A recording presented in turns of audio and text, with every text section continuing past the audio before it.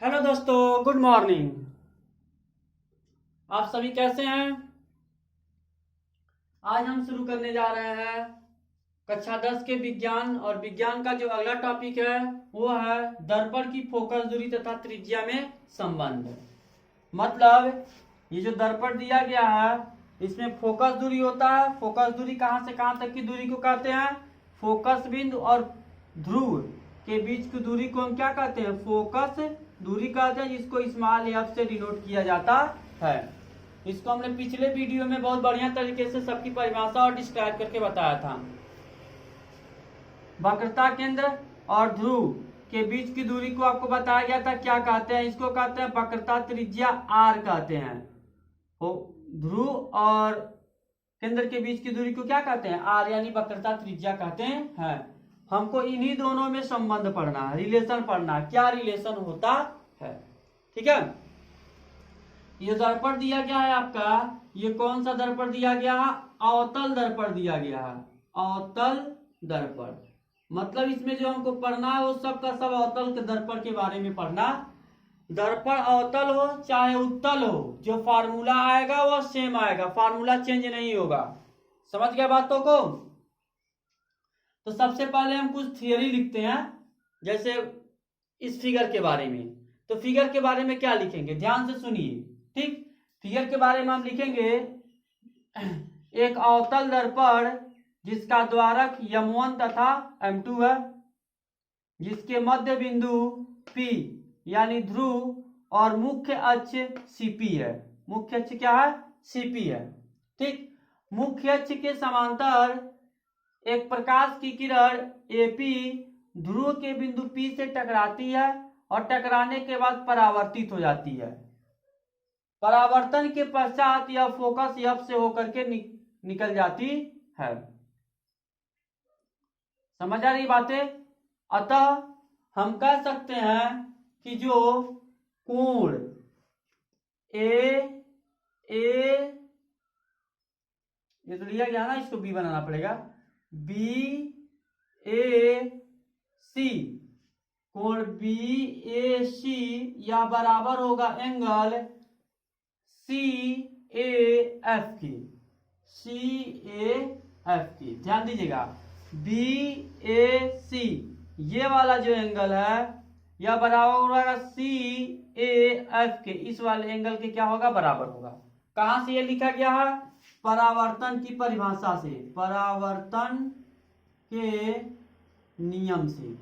आप परावर्तन का नियम पढ़े, वहां बताया गया होगा आपतन कोण और परावर्तन कोण आपस में क्या होते हैं? बराबर होते हैं। यह आपतित किरण है, आपतित किरण, और इसको आप क्या कहते हैं? परावर्तित किरण। समझ गया बातों को ना? ठीक, यहां से लिखा गया है। फिर हम आगे चलते हैं। यह एंगल इस एंगल के क्या हो चुका है? बराबर हो चुका है। कोई डाउट तो होगा नहीं आपको। अब हम लिखेंगे एंगल BAC यह बराबर होगा एंगल किसके? ACF की। ACF मतलब इस वाले एंगल के बराबर होगा। वह किस नियम से?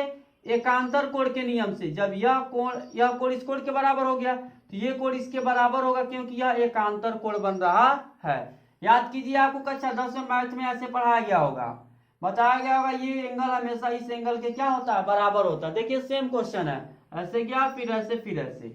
हुआ कि नहीं हुआ? तो यहां से हम कह सकते हैं कि यह कोण बराबर है किस नियम से? एकांतर कोण से। कोई डाउट? इन दोनों का अगर हम तुलना करें, समीकरण 1 तथा 2 की क्या कर देते हैं? तुलना करने पर यह 1 है और ये क्या मान लेते हैं? 2। जब तुलना करेंगे तो एक पक्ष बराबर है तो ये दूसरा पक्ष भी आपस में क्या हो जाएगा? बराबर हो जाएगा। तो हम लिख सकते हैं एंगल CAF बराबर होगा एंगल ACF। इन दोनों से ये दोनों बराबर हैं, ये दोनों भी आपस में क्या हो जाते हैं, बराबर हो जाते हैं। हमने यह भी थियरी पढ़ा है कि अगर कोण बराबर होते हैं तो उसके सामने की भुजा भी बराबर होती है। तो यहां लिखेंगे सम्मुख कोण के सम्मुख भुजा क्या होती है, बराबर होती है। ये आपको पढ़ाया गया होगा, मैथ में तो इतना पढ़ाया गया ही है। तो देखिए CAF के सामने कौन सा पड़ रहा है,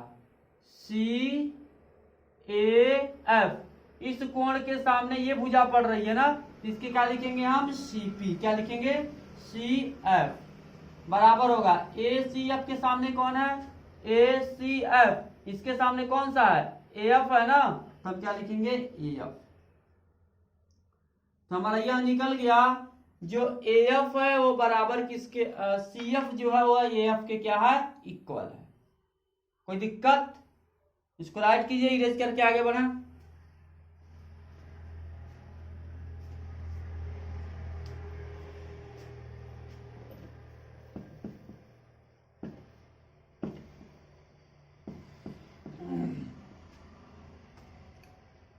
जब हम आगे बढ़ेंगे तो यहां देखने के लिए क्या मिलेगा, सपोर्ट डेट मान लीजिए आप, ठीक, यह ए बिंदु हट कर कहां चला है, पी पर, मतलब यह दर्पण इतना बड़ा न होकर के बहुत छोटा हो। जैसे जैसे इस दर्पण का द्वारक आप छोटा करेंगे, ठीक, यह बिंदु ए धीरे धीरे घट के कहां चला आएगा, पी पर चला आएगा ना। तो हम लिखेंगे यदि दर्पण का द्वारक छोटा हो, क्या हो, छोटा हो। जब छोटा होगा तो उस कंडीशन में ए बिंदु P पर स्थित होगा। यह जो ए बिंदु है ये घट के कहां चला आएगा, P पर, मतलब नीचे चला आएगा। जब ये नीचे चला आएगा तो ये रेखा जो है वो सीधी हो जाएगी, और सीधी होगी तो किस में जाके जुड़ जाएगी, CP FP में जाकर के जुड़ जाएगी। तब इस कंडीशन में हम कह सकते हैं जो FA है, जो FA है वह इक्वल टू किसके हो जाएगा, FP के। किसके हो जाएगा, FP के।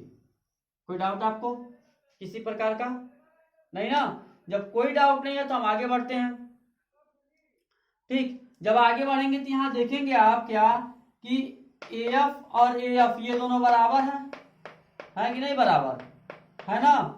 तो CF भी आपके किसके बराबर हो जाएगा, FP के बराबर हो जाएगा।